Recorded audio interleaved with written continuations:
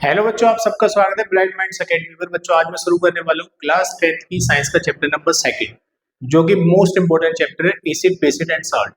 तो बच्चों, इसमें हम पढ़ेंगे सबसे पहले एसिड के बारे में, फिर बेस के बारे में, साल्ट के बारे में, उसके बाद पढ़ेंगे इंडिकेटर्स के बारे में, फिर पढ़ेंगे लास्ट में मोस्ट इंपोर्टेंट कंपाउंड्स के बारे में। बच्चों, स्टार्ट करते हैं चैप्टर को। बच्चों, आपने 9th क्लास में पढ़ा होगा मैटर वाला चैप्टर। मैटर को दो पार्ट्स में पढ़ते हैं, pure impure substance. Pure substance दो टाइप के होते हैं, एलिमेंट्स और कंपाउंड। बच्चों, एलिमेंट तीन टाइप के होते हैं, मेटल, नॉन मेटल, मेटलॉइड्स। ये पढ़ोगे आप तीसरे चैप्टर में। और कंपाउंड्स तीन टाइप के होते हैं, एसिड, बेसिड और सॉल्ट, जो हमें पढ़ना है इसी चैप्टर में। तो स्टार्ट करते हैं बच्चों। कंपाउंड्स को हम थ्री पार्ट्स में डिवाइडेड करके पढ़ते हैं, एसिड, बेसिड और सॉल्ट, है ना। सबसे पहले सिंपल डेफिनेशन समझते हैं एसिड क्या होता है बच्चों। एसिड दो सब्सटेंस विच हैव सोर टेस्ट, मतलब जिनका जो टेस्ट होता है वो खट्टा होता है। ऐसे रियल लाइफ में हम बहुत सारी चीजें खाते हैं डेली लाइफ में जो खट्टी होती हैं, जैसे कि नींबू का यूज करते हैं, दही का इस्तेमाल करते हैं, और टमाटर होते हैं, ऑरेंज मौसम्बी होती हैं, संतरे होते हैं। तो ऐसी बहुत सारी चीजें हम खाते हैं डेली, जो कि में जिनका जो टेस्ट होता है कैसा होता है, खट्टा होता है। तो बच्चों, इनमें अलग टाइप के क्या होते हैं, एसिड होते हैं। तो दो सब्सटेंस विच है सो टेस्ट इज कॉल्ड एसिड। अब बच्चों, एसिड को हम दो पार्ट्स में पढ़ेंगे, यानी कि दो टाइप के होते हैं एसिड, ऑर्गेनिक एसिड और मिनरल एसिड। बच्चों, ऑर्गेनिक एसिड उन एसिड को बोलते हैं जो हमें मिलते हैं किसमें, प्लांट से मिलते हैं और एनिमल से मिलते हैं। जो हम बच्चों टमाटर, नींबू वगैरह लेते हैं, तो ये क्या होते हैं, प्लांट से आते हैं ना। तो अब कुछ यहाँ पे एसिड के नेम है और यहाँ पे सोर्सेज हैं। तो देखिए, सिट्रिक एसिड जो मिलता है हमें सिट्रस फ्रूट्स है, जैसे कि नींबू वगैरह होता है ना, संतरे होते हैं। और जो मेलिक एसिड मिलता है आपको सेब से, और लैक्टिक एसिड मिलता है आपको किससे, सोर मिल्क और कर्ड से, मतलब दही या खट्टा दूध होता है उसमें लैक्टिक एसिड होता है। टार्ट्रिक एसिड होता है टेमरिंड, जो इमली वगैरह होती है उसमें होता है टार्ट्रिक एसिड। ऑक्जेलिक एसिड मिलता है बच्चों आपको टोमेटो से, टमाटर से। और एसिटिक एसिड मिलता है आपको विनीगर से। आपने देखो चाउमीन वगैरह बनाने वाले उसमें सिरका डालते हैं ना, ये डालते हैं वो विनीगर, तो उसके अंदर एसिटिक एसिड होता है। फॉर्मिक एसिड बच्चों, इसको हम बोलते हैं नॉर्मली मिथेनोइक एसिड भी बोलते हैं। क्या बोलते हैं बच्चों इसको, मिथेनोइक एसिड, क्योंकि एनसीईआरटी में मिथेनोइक के नाम से दे रखा है, क्योंकि इसका आईयूपीएसी नेम है ये मिथेनोइक एसिड। यानी कि एक ही नाम है मिथेनोइक एसिड, फॉर्मिक, ये इसका आईयूपीएसी नेम होता है फॉर्मिक एसिड का। HCHO इसका फॉर्मूला होता है, HCHO फॉर्मिक एसिड का। ये किस में होता है, जो आंट स्टिंग होती है ना, मतलब चींटी जो काटती है आपको, है ना, तो वो आपकी बॉडी के अंदर जो फॉर्मिक एसिड या मिथेनोइक एसिड को क्या कर देती है, इंजेक्ट कर देती है। और हनी बी जो होती है, जो मधुमक्खी होती है लाल वाली, वो भी आप वो उसी के टंग के अंदर क्या होता है, स्टिंग के अंदर यही वाला एसिड होता है, मिथेनोइक एसिड। समझ में आ गया तक। उसके बाद आते हैं सेकंड टाइप के होते हैं बच्चों, मिनरल एसिड। बच्चों, ये थोड़े से डेंजर होते हैं। मिनरल एसिड वो एसिड होते हैं जो अर्थ की मिनरल्स जो होती है उससे तैयार किए जाते हैं, यानी कि मेन मेड होते हैं एक तरीके से। जैसे कि हाइड्रोक्लोरिक एसिड HCl हो गया, HNO3 हो गया, H2SO4 हो गया। आप इसका स्क्रीनशॉट ले सकते हो बच्चों। आगे चलते हो, देखिए अब आते हैं बच्चों कुछ टर्म समझने, क्योंकि आपको केमिकल रिएक्शन जब पढ़ोगे ना उसमें कॉन्सेंट्रेटेड का यूज होता है। बच्चों, कॉन्सेंट्रेटेड एसिड उसे कहते हैं हम condense minimum possible amount of water, यानी कि जब एसिड के अंदर पानी की क्वांटिटी कम होती है, मतलब उसकी, मतलब देखिए जब पानी कम होगा ना किसी भी एसिड के अंदर, तो उसकी स्ट्रॉन्गनेस ज्यादा होगी, तो उस एसिड को बोलेंगे कॉन्सेंट्रेटेड एसिड। उसके बाद आता है बच्चों डाइल्यूट एसिड। देखो बच्चों, केमिकल रिएक्शन में इसको शॉर्ट में ऐसे लिखा जाता है CON। इसका मतलब समझ जाना, कॉन्सेंट्रेटेड एसिड है, स्ट्रॉन्ग एसिड है, इसके अंदर पानी कम है। फिर आते हैं डाइल्यूट एसिड। डाइल्यूट का मतलब जिसमें पानी ज्यादा होता है। Acid contains more amount of water, पानी ज्यादा होता है इसके अंदर, तो इसको नॉर्मली रिएक्शन में ऐसे यूज करते हैं DIN। तो दिल में समझ लेना इसे, ये डाइल्यूट एसिड होता है, ठीक है, जिसके अंदर पानी की क्वांटिटी ज्यादा होती है। अब कुछ इंपॉर्टेंट बात यहाँ पर बच्चों, जब भी हम कभी भी जब हम कॉन्सेंट्रेशन करते हैं एसिड का, तो कभी भी हम पानी ऊपर से नहीं डालते। बच्चों, पानी डालने से क्या हो सकता है, पानी डालने से जो पानी, मतलब आप जब एसिड के ऊपर पानी डालोगे ना, तो वो वेपरेट हो जाएगा, वो मतलब एक तरीके से आपके ऊपर आ सकता है, चेहरे पे गिर सकता है। इसलिए एडवाइस दी जाती है कि हमेशा एसिड को पानी में मिलाना चाहिए, धीरे धीरे मिलाना चाहिए, जिससे कि जो हीट बनेगी वो नीचे दब जाती है। तो इस बात को ध्यान रखना, इंपॉर्टेंट नोट है ये। Water is added concentrated acid it can boil suddenly and cause acid splash leading to burns, यानी कि स्प्लैश से आपका चेहरा जल सकता है। तो adding acid slowly to water is much safer, मतलब सेफ क्या है, एसिड को पानी में ऐड करना, वो भी धीरे धीरे। अब बच्चों कुछ इंपॉर्टेंट प्रॉपर्टीज समझेंगे हम एसिड की। सबसे पहली प्रॉपर्टी है acid turns blue litmus to red. बच्चों एक लिटमस पेपर में आपको इंडिकेटर्स में बहुत डिटेल में पढ़ाऊंगा, तो लिटमस पेपर को क्या कर देता है, ब्लू को वो रेड कर देता है, ये पहचान होती है एसिड की।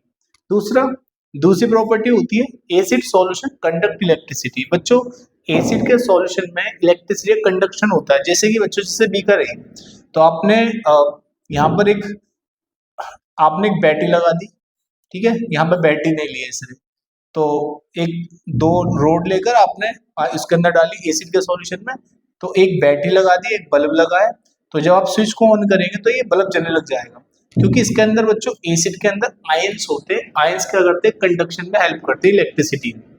अब कुछ इंपॉर्टेंट बात जो समझने की है बच्चों, जो टैप वाटर होता है, जो घर का पानी होता है, जो नॉर्मली हम यूज करते हैं, वो भी कंडक्शन करता है इलेक्ट्रिसिटी का। मतलब जैसे कि आपने घर का पानी भरा इसमें और एक बैटरी लगा दी, यहाँ पर एक बल्ब लगा दिया, उसके बाद में स्विच यहाँ पे स्विच लगा दो, स्विच ऑन करोगे तो ये बल्ब जलने लगेगा।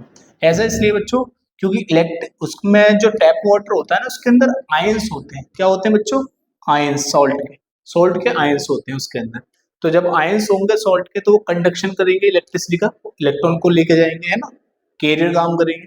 उसके बाद में रेन वाटर जो होता है वो भी इलेक्ट्रिसिटी कंडक्शन करता है। अगर हम इस बारिश का पानी ले लें तब भी ये बल्ब जलने लगेगा, क्योंकि उसके अंदर बच्चों क्या होता है, जो बारिश का पानी होता है ना, देखिए बारिश के पानी में जो H2 होता है वो रिएक्शन कर लेता है कार्बन डाइऑक्साइड से, तो ये बना लेता है, यानी कि H2O और CO2 मिलके बनाते हैं H2CO3, इसको बोलते हैं कार्बोनिक एसिड। यानी बारिश के पानी में ये वाला एसिड होता है जो आयंस की फॉर्म में रहता है, इसलिए कंडक्शन होता है इलेक्ट्रिसिटी का।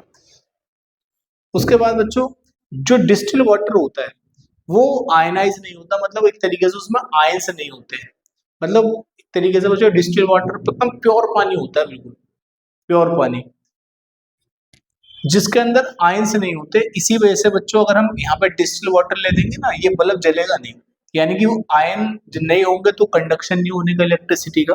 बात समझ में आ गई, डज नॉट कंटेन्स आयंस। आगे चलते हो, तो ये बच्चों हाँ, अब नेक्स्ट तीसरी रिएक्शन पे चलते हैं। ये हमने 2 पॉइंट्स कवर कर लिए प्रॉपर्टीज के।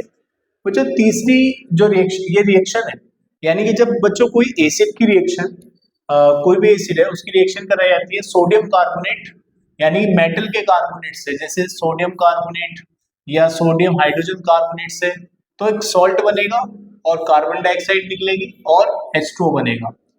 समझ में आ रही बात। आप इससे जैसे HCl है, NaSCO3 से रिएक्शन होगी तो NaCl बनेगा, CO2 बनेगा, H2O बनेगा। बच्चों यही रिएक्शन हमारे पेट में होते हैं, जैसे हमें कभी भी एसिडिटी की प्रॉब्लम हो जाती है तो हमारे पेट में जो होता है HCl बनता है।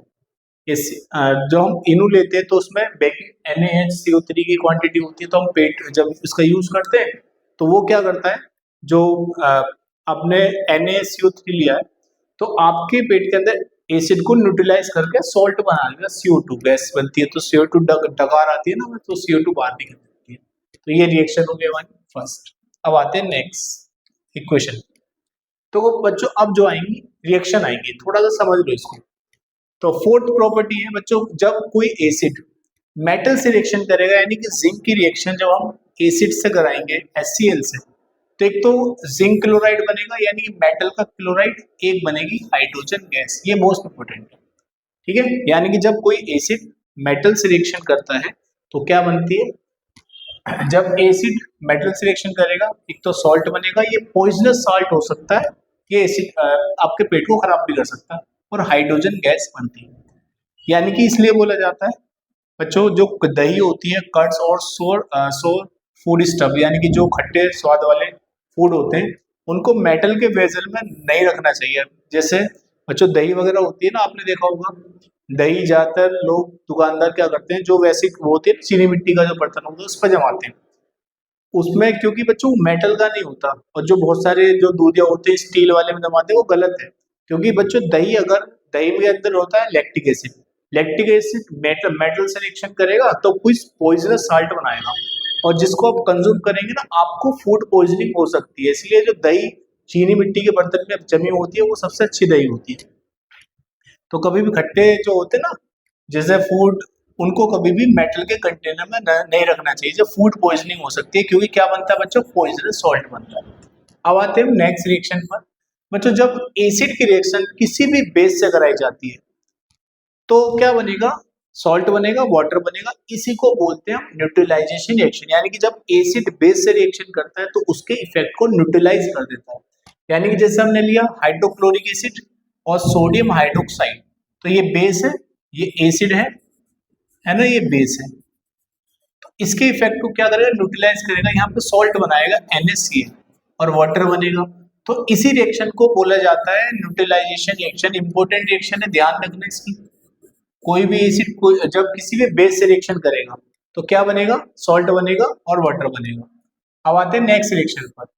बच्चों जब एसिड रिएक्ट करेगा मेटल ऑक्साइड से, बच्चों मेटल ऑक्साइड जो होते हैं ना वो बेस होते हैं। क्या होते हैं, बेस। ये मैं आपको बेस उसमें समझाऊंगा, बेस समझाऊंगा। ये एसिड है हाइड्रो सल्फ्यूरिक एसिड, ये क्या है, एसिड। जब एसिड रिएक्शन करेगा बेस से तो क्या बनेगा, सॉल्ट बनेगा। कैल्शियम सल्फेट क्या है, सॉल्ट, तो वाटर बनेगा। तो ये भी न्यूट्रलाइजेशन रिएक्शन होती है। फिर आते हैं बच्चों नेक्स्ट प्रॉपर्टी पर, लास्ट पर। बच्चों एसिड का जो नेचर होता है कोरोसिव होता है, मतलब ये किसी भी चीज को गला देता है। बच्चों आपने देखा होगा मेटल, खासकर मेटल को, ये मेटल जो होती है ना उनको कोरोड कर देता है। बच्चों आपने देखा होगा एसिड जो होते हैं ना उनको ज्यादातर प्लास्टिक की बोतल में या कांच की बोतल में रखा जाता है, उसको मेटल की बोतल में नहीं रखा जाता, क्योंकि वो क्या कर देता है, उसको गला देता है, कोरोड कर देता है।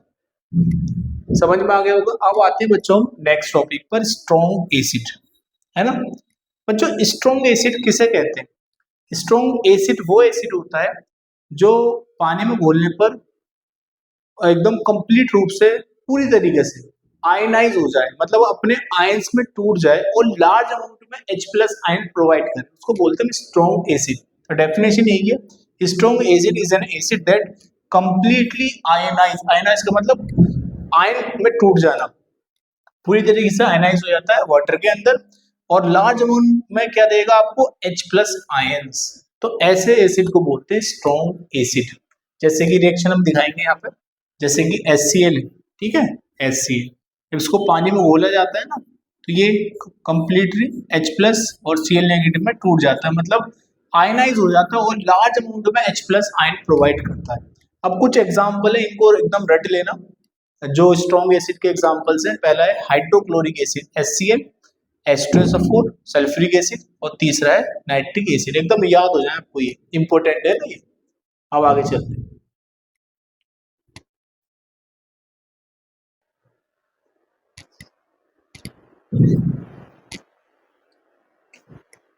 देखिए बच्चों अब पढ़ेंगे हम वीक एसिड। बच्चों अभी स्ट्रॉन्ग एसिड में हमने क्या पढ़ा, एक एसिड जो कंप्लीटली आयनाइज हो जाता है और पानी में मिलाने पर, डिसॉल्व होने पर लार्ज अमाउंट में H+ आयन प्रोवाइड करता है, उसको बोलते हैं स्ट्रॉन्ग एसिड। अब जो वीक एसिड क्या होता है, वीक एसिड इसका अपोजिट हो गया। वीक एसिड क्या होता है, पार्शियली आयनाइज होता है, मतलब जैसे उसके अंदर जो H होता है ना, हाइड्रोजन, वो कंप्लीटली सारे के सारे H+ आयन में टूटते नहीं है ना, और स्मॉल अमाउंट में क्या प्रोवाइड करते हैं, H+ ions, and produce small amount of H+ ions. Example देखिए, जैसे कि एसिटिक एसिड है ना, एसिटिक एसिड इसको वाटर में घोला जाता है ना, तो ये HCl इस आयन में टूटेगा और H+ आयन, मतलब यहाँ पे जो 3 हाइड्रोजन थे ना, ये आयंस में नहीं टूटे, यानी कि लार्ज अमाउंट में H+ आयन प्रोवाइड नहीं करे इसने, तो इसलिए हम बोलते हैं इसको वीक एसिड। बात समझ में आ रही है। अब बात करते हैं बच्चों कुछ इंपॉर्टेंट बात यहाँ पर। बच्चों कभी भी पानी के अंदर जो H+ आयन होते हैं वो, यानी कि H+ ion does not exist H+ ion, यानी कि कभी भी सिंगल जो हाइड्रोजन होता है ना, कभी भी सिंगल आयन के फॉर्म में नहीं होता, वो हमेशा क्या करता है, वाटर का जो मॉलिक्यूल होता है उससे अटैच होकर हाइड्रोनियम आयन बना लेता है, इसको हाइड्रोनियम आयन बोलते हैं। यानी कि कहने का मतलब है H2O की रिएक्शन H, ये कभी भी सिंगल ऐसे एग्जिस्ट नहीं करेगा, ये तुरंत ही इससे अटैच होकर क्या बना लेगा, H3O पॉजिटिव, यानी कि इसको बोलते हैं हाइड्रोनियम आयन। तो सिंपल आपको मैं समझाऊं, यानी कि जब हम H प्लस और H2 ये दोनों ऐसे मिलकर बना लेते हैं हाइड्रोनियम आयन, तो इसको ऐसे भी लिखा जाता है बच्चों, इस तरीके से, यानी कि H प्लस अगर ऐसे लिखा हुआ है ना एक्वस एक्वस, तो इसका मतलब समझ जाना, ये इसका मतलब है कि H प्लस आयन है और इसके साथ क्या है H2, तो इसको सिंपल वर्ड में ऐसे लिखा जाता है हाइड्रोनियम आयन को। तो इसको ये हाइड्रोनियम आयन है और इसको ऐसे लिख देते हैं हम H3O पॉजिटिव, मतलब इसका और इसका मतलब सेम होता है। आई होप आपको समझ में आ गया होगा। आगे चलते हैं, ठीक है। तो मैंने आपको ये समझा दिया, उसके बाद आते हैं बच्चों नेक्स्ट पॉइंट पर। देखिए जो जितने भी एसिड होते हैं उसके अंदर हाइड्रोजन होती है, लेकिन जितने भी कंपाउंड्स हैं जिनके अंदर हाइड्रोजन है तो जरूरी नहीं वो एसिड हो। बात समझ में आ गई? जितने भी एसिड है सब में हाइड्रोजन है, but hydrogen all the hydrogen containing compounds are not acid. जैसे एग्जांपल ग्लूकोज, बच्चों ग्लूकोज के अंदर हाइड्रोजन होती है लेकिन ये एसिड नहीं होता। एल्कोहल जो होता है इसके अंदर क्या होता है, हाइड्रोजन होती है लेकिन ये एसिड नहीं होता। बात समझ में आ रही है? अब मैं आपको समझा देता हूँ ये क्यों एसिड नहीं माने जाते हैं। जैसे बच्चों फॉर एग्जांपल आपने एक बीकर लिया, ठीक है, एक बीकर, और इसको मैं एक आपने बैटरी ली, यहाँ पे बैटरी लगा दी और यहाँ पर बल्ब लगा दिया, ठीक है, यहाँ पर एक स्विच लगा दी, और बच्चों यहाँ पर एक इलेक्ट्रोड यहाँ डाल दिया, एक यहाँ पर, और यहाँ पे आपने क्या लिया, ग्लूकोज या अल्कोहल लिया। तो बच्चों जब आप इसकी बैटरी का स्विच ऑन करेंगे तो ये बल्ब नहीं जलेगा, क्योंकि बच्चों इसके अंदर आयंस नहीं है। समझ में आ रही है? ये ग्लूकोज जो होता है ये पानी में घोलने पर H प्लस आयन प्रोवाइड नहीं करता। जब H प्लस आयन नहीं होंगे तो इलेक्ट्रॉन को कौन लेके जाएगा, कोई भी नहीं जाएगा, एक कंप्लीट वो सर्किट बनेगा नहीं, तो ये बल्ब ग्लो नहीं करेगा। यानी इनका सॉल्यूशन मतलब कंडक्शन नहीं करता इलेक्ट्रिसिटी का, तो ये एसिड की कैटेगरी में नहीं आते। बच्चों अब आते हैं हम, देखिए any substance shows it's acidic nature in the presence of water. बच्चों कोई भी सब्सटेंस वाटर के प्रेजेंस में ही अपना एसिडिक बिहेवियर शो करता है, क्योंकि बच्चों ऐसा होता है कोई एसिड है जैसे वो अपना बिहेवियर वाटर की प्रेजेंस में शो करेगा, क्योंकि पानी के अंदर वो आयनाइज हो जाता है, अपने आयन में टूट जाता है। जैसे कि एग्जांपल बच्चों अगर हम एक ब्लू लिटमस पेपर लें, उसमें ड्राई HCl गैस को पास कराएं तो इसका कलर चेंज नहीं होता, रेड नहीं होता। क्यों? क्योंकि जो HCl ड्राई HCl गैस होती है ना, वो वाटर के प्रेजेंस में किस में टूटती है, H प्लस और Cl नेगेटिव आयंस में टूटती है। तो जब इसमें टूटेगी तभी तो बिहेवियर शो करेगा। तो यानी कि ड्राई जो HCl होती है इसके कलर को चेंज नहीं करती है। अगर बच्चों हम इसको लिटमस को थोड़ा सा गीला कर दें, है ना, जब HCl पास कराएं तो उसका कलर चेंज हो जाता है, यानी कि कैसा हो जाता है, रेड हो जाता है, क्योंकि जो वाटर होता है वो HCl से रिएक्शन करने के बाद किस में टूट जाता है, H प्लस और Cl नेगेटिव आयंस में टूट जाता है। आई होप आपको समझ में आ गया होगा। आगे चलते हैं बच्चों हम, देखिए आप कुछ इंपॉर्टेंट बात समझ लेते हैं। बच्चों जो स्ट्रॉन्ग एसिड होता है ना वो किसी भी सब्सटेंस से बहुत रैपिडली रिएक्शन करता है, बहुत जल्दी से रिएक्शन करता है। जैसे आप कोई सब्सटेंस लिया एकदम रैपिडली रिएक्शन करेगा, गैस बननी होगी बहुत तेजी से बनेगी इसमें। उसके बाद जो वीक एसिड होता है वो स्लोली रिएक्ट करता है। क्या करता है? स्लोली। बच्चों हमने जो अभी टॉपिक पढ़े, जो एसिड होता है वो मेटल से रिएक्शन करने के बाद में क्या बनाता है, हाइड्रोजन गैस। और अभी हमने पढ़ा कि जो सोडियम कार्बोनेट होता है जब उसकी रिएक्शन कराई जाती है किसी एसिड से तो कार्बन डाइऑक्साइड गैस बनती है। देखिए बच्चों ये आपको दो डायग्राम दिए हुए हैं और ये मोस्ट इंपॉर्टेंट है क्योंकि इनमें से पेपर में आ जाता है। ये एक्टिविटी पर बेस्ड क्वेश्चन है जो आपकी बुक में दिए हुए हैं। सबसे पहले हम डायग्राम को समझेंगे, है ना। देखिए डायग्राम में क्या गिवन है, यहाँ पर बच्चों आपको जिंक ग्रेन्यूल्स मतलब जिंक के छोटे छोटे टुकड़े और उसमें एक ट्यूब के अंदर सल्फ्यूरिक एसिड H2SO4 और Zn जिंक इनको मिक्स किया गया है। यानी कि जब मेटल एसिड से रिएक्शन करती है तो कौन सी गैस बनती है, तो गैस बनती है बच्चों हाइड्रोजन गैस। तो हाइड्रोजन गैस के बबल्स बन रहे हैं, ठीक है, और वो हाइड्रोजन गैस जाती है, ये सॉफ्ट सॉल्यूशन है, साबुन का घोल है, तो हाइड्रोजन जाती है, उसके बाद बबल्स बनते हैं, 100 बबल जिसके अंदर हाइड्रोजन गैस भरी हुई है, यानी कि है ना H2SO4। ये जो एसिड है, एसिड की जब मेटल से रिएक्शन कराई जाती है तो बच्चों क्या होता है, एक तो बनेगा ZnSO4 और बनेगी हाइड्रोजन गैस। और बच्चों जो हाइड्रोजन गैस बबल्स में जो भरी हुई है, इसका टेस्ट कैसे करते हैं? एक कैंडल होती है, कैंडल लेके आते हैं, तो बच्चों ये पॉप साउंड प्रोड्यूस करती है। क्या प्रोड्यूस करती है? पॉप साउंड, फटफट की सी आवाज आती है, तो हम टेस्ट कर लेते हैं कि हाइड्रोजन गैस है। अब एक क्वेश्चन करते हैं इस पर, एमसीक्यू। देखिए, when candle is brought near the soap bubble, जब एक कैंडल को सोप बबल के पास लेकर आते हैं हम, जो कि हाइड्रोजन गैस से भरी हुई है, तो हम क्या ऑब्जर्व करते हैं? पहला, द बबल टर्न्स येलो, गलत। The bubbles burn with A pop sound, तो बबल्स कैसे चलेगा? पॉप साउंड, फटफट किसी आवाज आएगी उसमें से। अब आते हैं दूसरे क्वेश्चन पर। देखिए बच्चों, ये एक्टिविटी पर बेस्ड क्वेश्चन है। इसमें आपको गिवन है एक डायग्राम में, एक बीकर के अंदर आपको दिया गया है हाइड्रोक्लोरिक एसिड। क्या दिया गया? हाइड्रोक्लोरिक एसिड, यानी कि HCl। और क्या है इसके अंदर?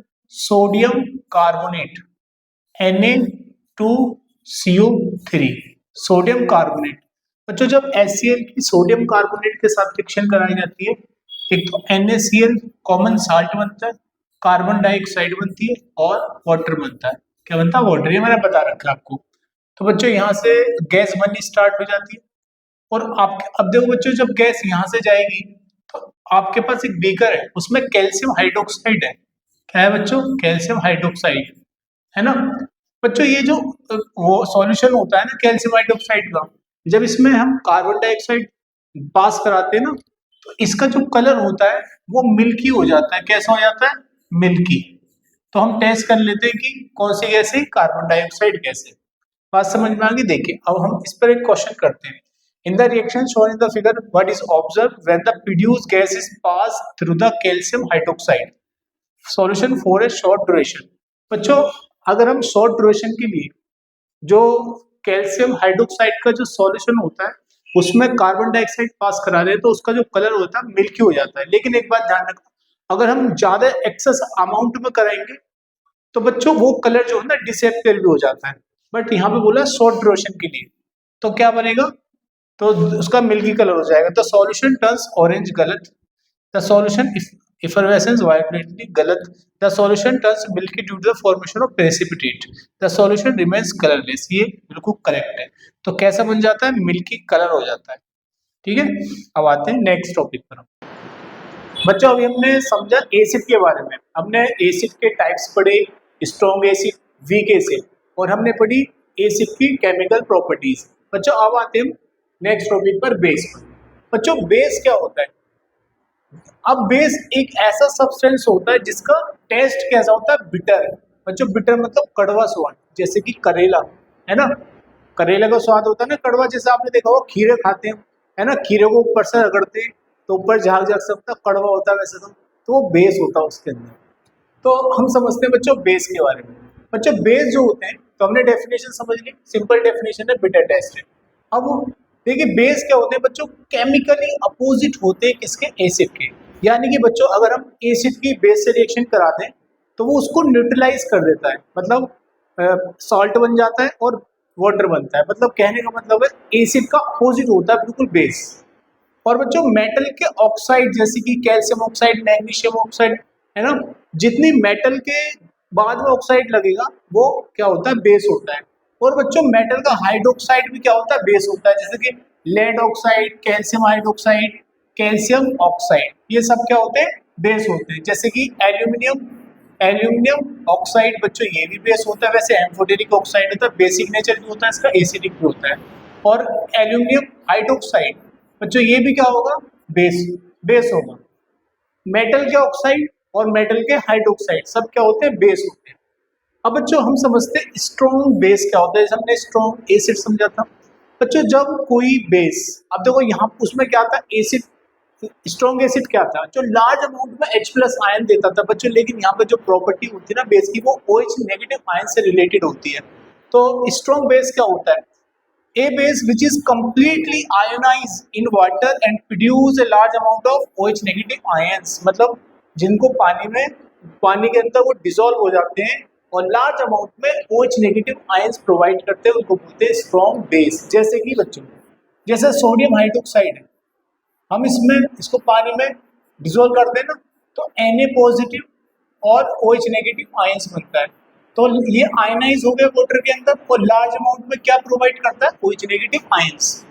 अब बच्चों दो इंपोर्टेंट बेस याद रखना, स्ट्रॉन्ग बेस, एक तो सोडियम हाइड्रोक्साइड और पोटेशियम हाइड्रोक्साइड, ये दो स्ट्रॉन्ग बेस होते हैं, ये मोस्ट इंपोर्टेंट है, ध्यान रखना, इनको रट लेना एकदम, है ना, सोडियम हाइड्रोक्साइड, पोटेशियम हाइड्रोक्साइड। अब बच्चों एक इंपॉर्टेंट बात समझते हैं यहाँ पे, बच्चों जो बेस वाटर के अंदर सोलेबल होता है, अक्सर सारे बेस सोलेबल नहीं होते, लेकिन जो सोलेबल होते हैं पानी में घुल जाते हैं उनको एल्कलाई बोलते हैं। क्या बोलते हैं, एल्कलाई। बात समझ में आ गई। एक इंपॉर्टेंट बात बच्चों, not all bases taste bitter as taste is not a relevant test for bases. बच्चों जरूरी नहीं है सारे बेस का जो टेस्ट होता है बिटर होता है, बस एक जनरली हम मान लेते हैं कि जो जिसका टेस्ट मतलब जो बेस का जो टेस्ट होता है वो बिटर माना जाता है, लेकिन सबका नहीं होता। अब आते हैं बच्चों वीक बेस पर। वीक बेस क्या होता है, इसका अपोजिट हो जाएगा, जो वाटर में पार्शियली आयनाइज होता है और प्रोड्यूस करता है small amount of OH negative ions, उसको बोलते हैं वीक बेस। बच्चों Na को और K को छोड़कर आप किसी के जितनी मेटल्स होंगे ना उनके साथ OH लगा दो, वो सब क्या होंगे, वो वीक बेस होंगे। जैसे calcium hydroxide, zinc hydroxide, aluminium hydroxide, ammonium hydroxide, NH4OH, है ना, इनको छोड़कर तो ये क्या होंगे बच्चों, बेस होंगे। कैसे, वीक बेस, ये क्या होंगे, स्ट्रॉन्ग बेस होंगे। अब आगे चलते हैं बच्चों, अब आते हैं properties of base. Properties of base.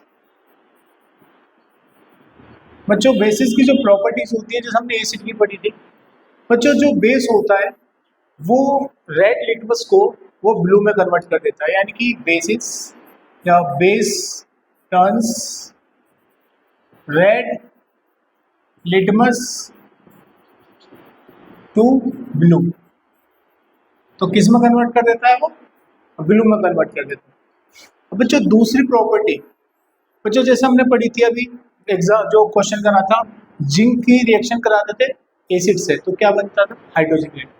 बच्चों ऐसा होता है सारे जो बेस होते हैं वो रिएक्शन नहीं करते मेटल से, केवल वो जो मेटल्स होती हैं वो रिएक्शन करती हैं बेस से, जो एम्फोटेरिक ऑक्साइड बनाती है। अब एम्फोटेरिक ऑक्साइड क्या होता है बच्चों, दो मेटल ध्यान रखना, आपको तीसरे चैप्टर में समझ में आएगा। यानी कि जैसे एल्यूमिनियम होती है, एल्यूमिनियम का जो ऑक्साइड होता है ये एम्फोटेरिक ऑक्साइड है, इसका मतलब है इसका नेचर एसिडिक भी होता है बेसिक भी होता है, यानी कि डुअल नेचर। ऐसे ही बच्चों तो जिंक होता है, जिंक का ऑक्साइड जो होगा इसका बेसिक नेचर भी होता है एसिडिक होता है।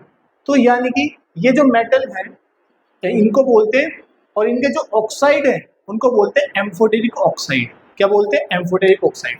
तो बच्चों यही मेटल दोनों रिएक्शन करती हैं इससे, बेस से, तो क्या बनाते हैं, हाइड्रोजन। सारी मेटल्स नहीं रिएक्शन करती हैं, यहां लिख लेंगे all metals do not react with base but only those metals which form amphoteric oxide, एक मिनट इसको ऐसे लिखो नीचे, एम्फोटेरिक ऑक्साइड, एम्फोटेरिक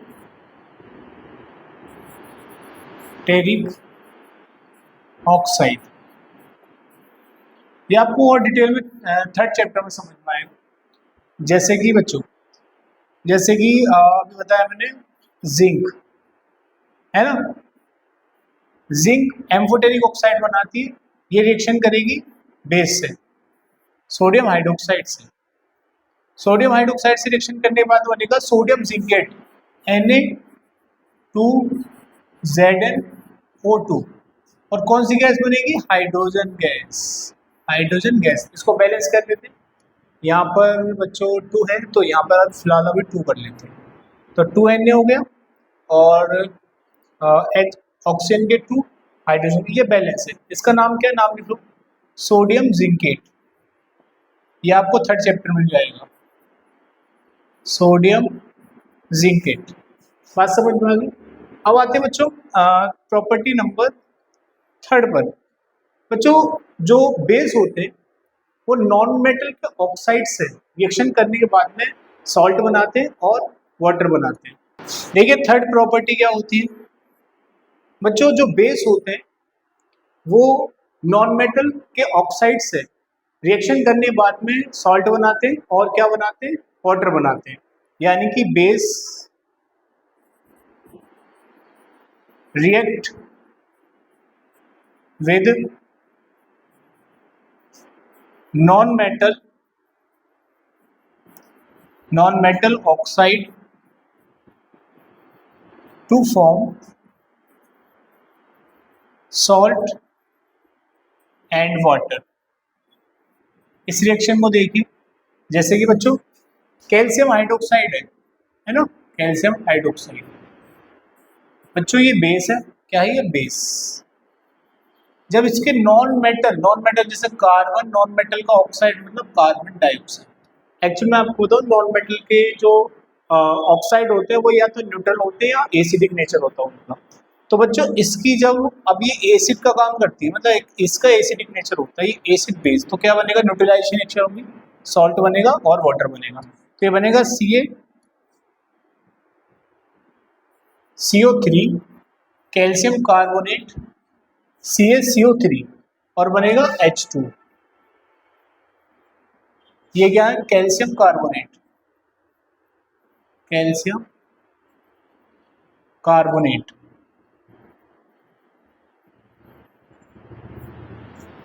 तो बच्चों बेस हमारा कंप्लीट होता है।